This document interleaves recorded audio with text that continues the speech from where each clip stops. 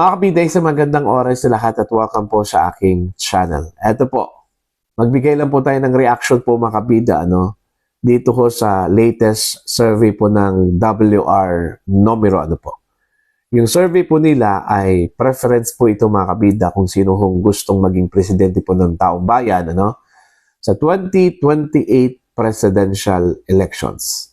At dalawang bagay lang po mga kabida, sa survey results na ito, ang malinaw, unang-una, ang hirap pong habulin, mga kabida, ito hong si Vice President Sara Duterte, Pangalawa po, ang hirap pong kagatin po ng taong bayan, ito hong si Speaker Martin Romualdez, at malabo po maging presidente po ng Pilipinas, Titingnan po natin yung mga scores kung bakit nasabi ko pong mahirap pong maging presidente, ito hong si Speaker Romualdez po makabida.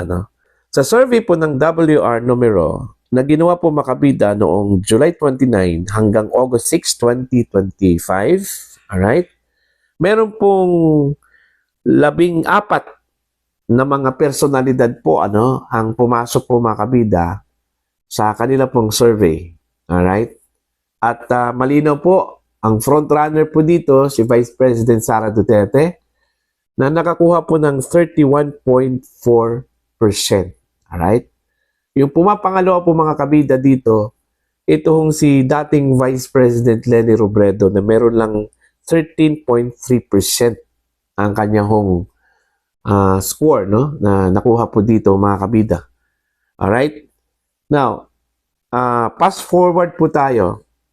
Si Speaker Martin Romualdez na siya pong sinasabi po nila mga kabida na maigpit na kalaban ni VP Sara para sa panguluhan po sa 2028. Nasa number 12 spot lang po.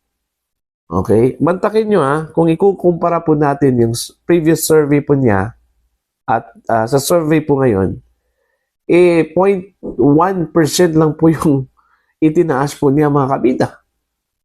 Okay? Ang kanyang score po dito nasa 0.7% lang po, Ni 1% po hindi po umabot po, mga kabida. Oh. Sa lahat ng mga ginagawa ngayon ni Speaker Romualdez, para lang po ma-impress yung taong bayan po sa kanya, hindi pa rin kinagat. Ewan ko ba, ano yung mga lumabas na survey patungkol po sa kanyang trust ratings, Naalala ko po mga kabida yung Okta Research. Tumaas yung kanyang trust ratings In fact, pumapangalawa po siya kay Pangulong Ferdinand Bongbong Marcos, Parang nasa 57 ata yon. Yung kanyang percentage po mga kabida, sa trust rating po niya, po. Mas daig po niya, ito hong si Vice President Sara Duterte na lumagpak daw doon sa 14% according to that survey, mga kabida, Kaya nga, nung lumabas yung survey na yon, medyo may reservation po ako doon, mga kabida. Kasi kung pagbabatayan po natin yung survey ng WR Numero, yung trust rating po na tumaas daw, ni Speaker Romualdez, hindi ho nag-translate dito, mga kabida, sa survey na ito. Kasi kung mataas yung trust rating mo, ganito kasimple lang kasi yung analysis po niya, mga kabida. Kung tumaas yung rating ni Speaker Romualdez, yung trust rating po niya, malamang kung ita-translate po natin sa survey po sa pagiging Pangulo po ng Pilipinas, sana tumaas din itong kanyang survey po mga kabida, Kasi tumaas yung trust rating niya Mantakin nyo 57% yung ratings o rating po niya mga kabida sa survey po ng Okta Research. Alright?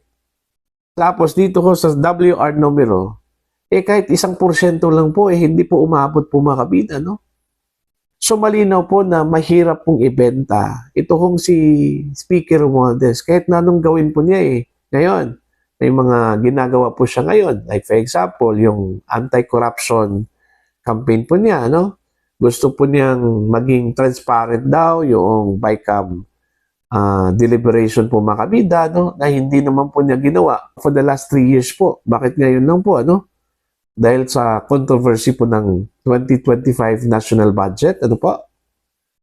Kung saan po ay nasa spotlight po mga kabida ang BICAM, ano? So ngayon, gusto na po niya ng transparency. Bakit hindi po niya ginawa po noong for the last 3 years? Bakit ngayon lang po, mga kabida? Ano po? Na? Yun yung question eh. Para bang gusto lang po niyang i-project po sa taong bayan po, mga kabida, na talagang pro-transparency po siya. Ano po? No? Okay? Kaya nga dito ho sa survey na ito, ano, proven talaga na kahit na anong gawin po ni Speaker Romualdez, ang hirap po niyang kagatin. Kasi mafe-feel mo sa kanya po, mga kabida, parang hindi po totoong tao po, ano, mga kabida. Alright? Although may mga nagsasabi na magaling daw si Romualdez, wala po tayong problema po dun ho sa kanyang kagalingan po. Ano? Ang question lang kasi po dito, yung kanyang persona. Alright? Parang, ewan ko po basta ang tingin ko lang po sa kanya po, makabida, typical na politiko talaga, no? Yeah. Yun po. Ito, pinagbabasehan ko lang po, mga kabida, yung kanyang mga surveys, no? Sa pag-presidente po ng Pilipinas. Kasi ilang beses na ba itong surveys na ito for this year? Parang 2 na ata, no? Una, yung Tanjiri. Pangalawa, ito. Okay? Ganun pa rin yung, ganun pa rin yung resulta eh. Diba? Halos magkapareho lang po sila sa results ng Tanjiri at saka ito kong WR numero po, makabida in terms of Speaker Romualdez rating po, ano? Kaya nga, nasabi ko po na umangat lang po itong si Speaker Romualdez ng 0.1%. Doon po sa previous survey po ng Tanjiri, ano, mga kabida, na meron pong 0.6% ng ata yun. Ano? Ito pong si VP Sara, malinaw na po, mga kabida. Malinaw pa po sa sikat ng araw na wala hong makakatalo ho dito sa 2028 presidential election. Kaya nga mainit po yung mata po ng mga kalaban po niya sa kanya, ano, mga kabida. Gusto pong mawala po sa pwesto, ano? Okay?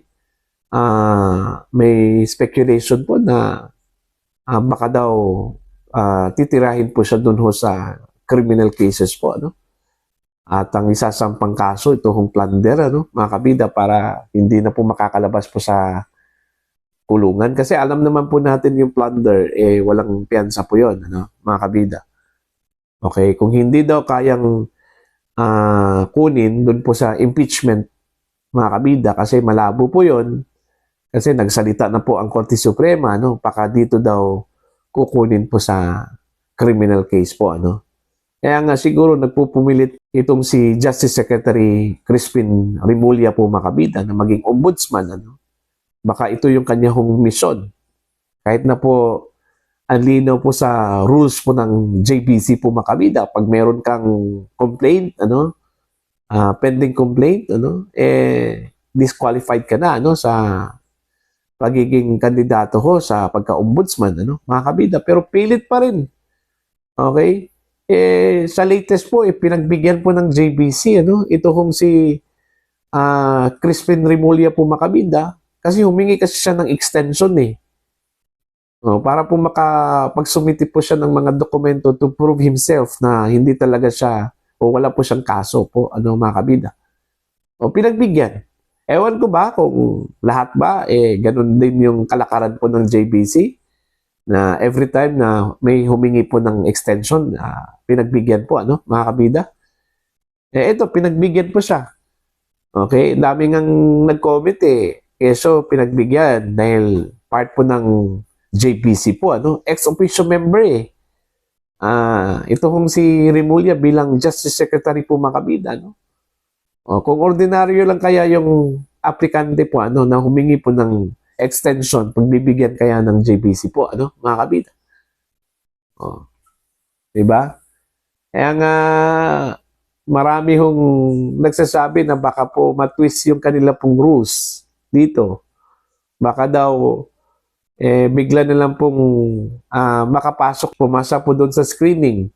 Kahit na ang linaw po doon sa kanilang rule na bawal po mga kabida yung aplikante na meron pong pending complaint, yan po sa ombudsman o kahit anong investigating body po mga kabida, Oh. Yun po. Okay? In terms dito ho kay Romualdez, malinaw na po dito mga kabida, na mahirap po talagang maging presidente po ng Pilipinas. Po.